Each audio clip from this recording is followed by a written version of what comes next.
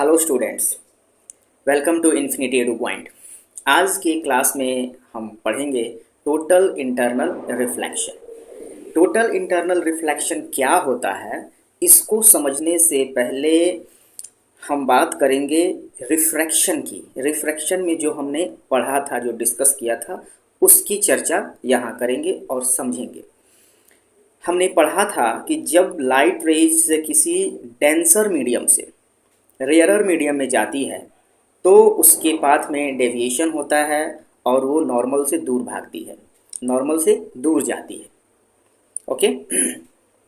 तो जैसे जैसे हम एंगल ऑफ इंसिडेंस को बढ़ाते जाते हैं वैसे एंगल ऑफ रिफ्रैक्शन बढ़ता जाता है। और एक कंडीशन ऐसा आता है जब एंगल ऑफ रिफ्रैक्शन 90 डिग्री हो जाता है। तो जब एंगल ऑफ रिफ्रैक्शन 90 डिग्री हो तो उस कंडीशन में एंगल ऑफ इंसिडेंस को हम क्रिटिकल एंगल कहते हैं। ओके। जैसे कि आप इस डायग्राम में देख रहे हैं, एंगल ऑफ इंसिडेंस छोटा है एंगल ऑफ रिफ्रैक्शन से, और जब हम इस एंगल ऑफ इंसिडेंस को बढ़ाते जाते हैं, इंक्रीज करते जाते हैं, तो एंगल ऑफ रिफ्रैक्शन भी इंक्रीज करते जाता है। आप इस डायग्राम में देख सकते हैं कि एक ऐसा कंडीशन आया है जब एंगल ऑफ रिफ्रैक्शन 90 डिग्री का हो गया है। 90 डिग्री का हो गया है कहने का मतलब नॉर्मल से इसका एंगल 90 डिग्री हो गया है और यह मीडियम ऑफ इंटरफेस के साथ कॉन्साइड कर गया है, तो इसको बोलते हैं क्रिटिकल एंगल। अब हम समझेंगे टोटल इंटरनल रिफ्लेक्शन क्या होता है और चलते हैं हम स्लाइड्स पर। With the help of slides we will study in total internal reflection. Total internal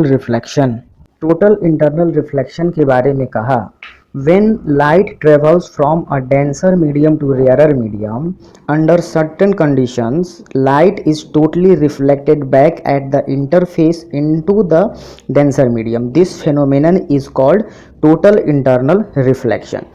मतलब कि जब लाइट किसी डेंसर मीडियम से रेयरर मीडियम में जा रही होती है तो कुछ खास कंडीशन होते हैं जिसकी वजह से वो लाइट पूरी तरह से जो सरफेस इंटरफेस होता है, यानी कि मीडियम का जो सरफेस इंटरफेस होता है, वहाँ पर वो पूरी की पूरी रिफ्लेक्ट हो जाती है डेंसर मीडियम में।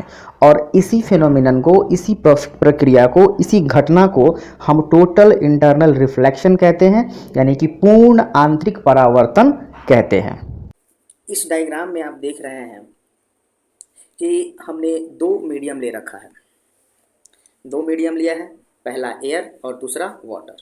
वाटर में एक पॉइंट है O और उस पॉइंट से एक इंसिडेंट रे निकल रही है जो कि एयर वाटर इंटरफेस यानी कि मीडियम इंटरफेस पर नॉर्मली फॉल कर रही है। और मैंने पहले भी बताया था आप लोगों को कि जब कोई इंसिडेंट रे मीडियम इंटरफेस पर नॉर्मली फॉल करे या किसी मिरर पर नॉर्मली फॉल करे तो किसी लेंस पर नॉर्मली फॉल करे तो विदाउट डेविएशन वो उसको पार कर जाती है। तो वही सिचुएशन यहाँ है। और इन केस मिरर के कंडीशन में क्या होता था, मिरर के कंडीशन में होता था कि जब कोई इंसिडेंट रे किसी मिरर पर, प्लेन मिरर या स्फेरिकल मिरर, किसी भी मिरर पर नॉर्मली फॉल करती थी तो वो आफ्टर रिफ्लेक्शन अपने ही रास्ते लौट जाती थी। तो यहाँ पर वाटर से जो रे इंसिडेंट रे निकल रही है वो एयर वाटर इंटरफेस पर नॉर्मली पड़ रही है, जिससे कि विदाउट डेविएशन यह ए प्राइम डायरेक्शन में निकल जा रही है। दूसरा रे हमने जो लिया है वो मीडियम इंटरफेस यानी कि एयर वाटर इंटरफेस के पॉइंट बी पर फॉल कर रही है और यह जो है बी प्राइम के डायरेक्शन में निकल जाती है, क्योंकि एयर जो है वो रेयरर मीडियम है और वाटर डेंसर मीडियम है। इट मीन्स कि ये जो रे है ओ बी वो एयर में आने के बाद नॉर्मल से दूर चली जा रही है। तो यहाँ पर आप देख रहे हैं कि आई जो है, आई यानी कि एंगल ऑफ इंसिडेंस जो है वो एंगल ऑफ रिफ्रैक्शन से छोटा है।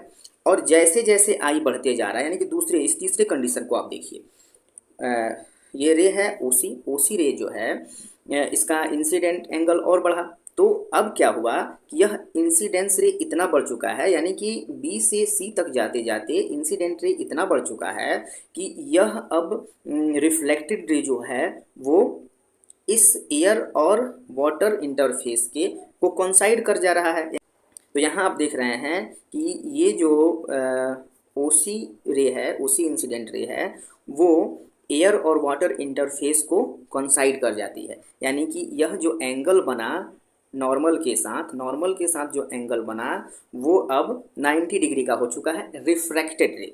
ओके, तो इस वजह से, और ये जो अब आई, ये जो एंगल आई कहलाएगा, यानी कि इंसिडेंट रे कहलाएगा, जिसका कि रिफ्रैक्टेड रे 90 डिग्री का हो चुका है, इसको हम बोलेंगे क्रिटिकल एंगल। और एक लास्ट कंडीशन भी आप इस डायग्राम में देख रहे हैं, जब हम बात करते हैं रे ओडी की, तो रे ओडी जो है इसका यहाँ इस सरफेस पर, यानी कि जैसे हमारा angle of incidence critical angle से बढ़ जाता है, तो क्रिटिकल एंगल से बढ़ जाएगा तो क्या हो जाएगा, तो जितने भी रे ऑफ लाइट इस पॉइंट ओ से आ रही है वो सारी की सारी इस एयर वाटर इंटरफेस से रिफ्लेक्ट हो जाएगी, यानी कि उसी मीडियम में रिफ्लेक्ट हो जाएगी, बाहर बिल्कुल नहीं जाएगी। और एक बात मैं आपको यहाँ बता दूँ, टोटल इंटरनल रिफ्लेक्शन के कंडीशन में 100% रेज ऑफ लाइट का रिफ्लेक्शन उसी मीडियम में हो जाता है।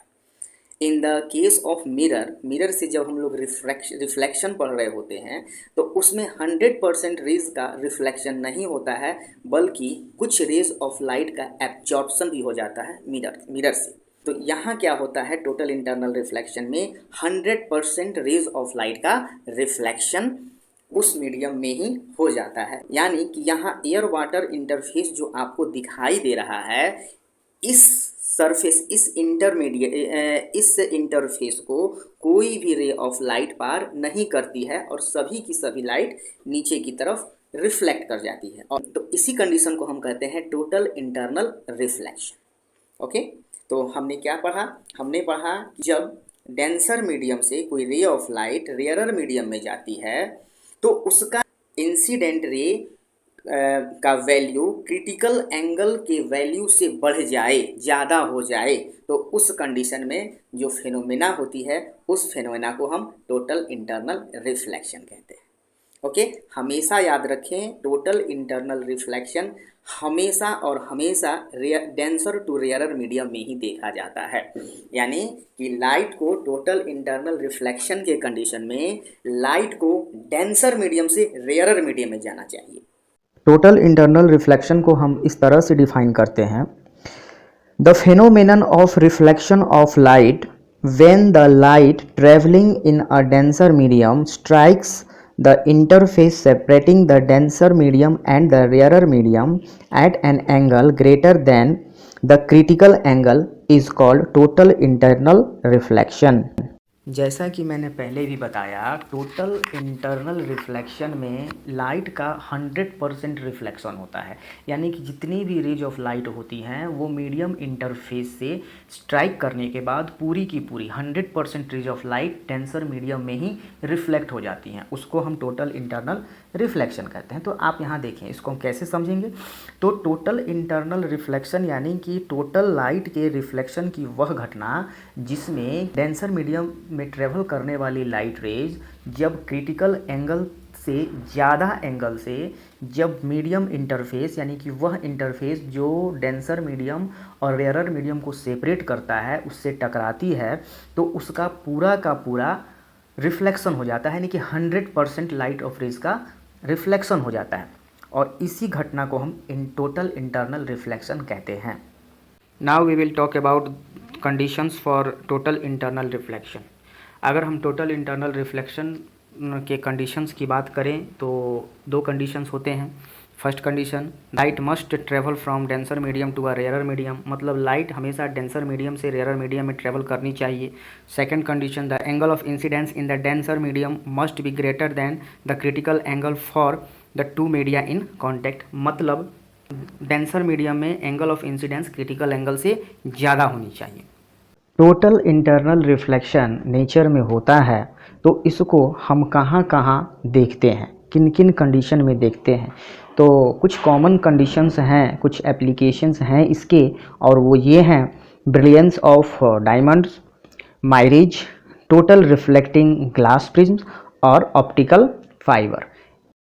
आज की क्लास में हमने टोटल इंटरनल रिफ्लेक्शन को पढ़ा और हमने इसके एप्लीकेशंस को भी समझा कि कहाँ कहाँ एप्लीकेबल होते हैं। माइरेज की जो मैंने बात करी थी, तो माइरेज के कंडीशन में क्या होता है, आप इस चीज़ को अपने डेली लाइफ में भी ऑब्जर्व किए होंगे, एक्सपीरियंस किए होंगे।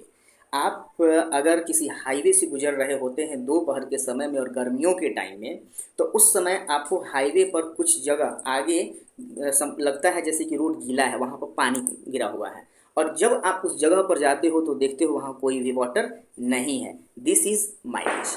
इसके बारे में हम लोग चर्चा अगले क्लास में करेंगे। ओके, तो आज की क्लास में बस इतना ही।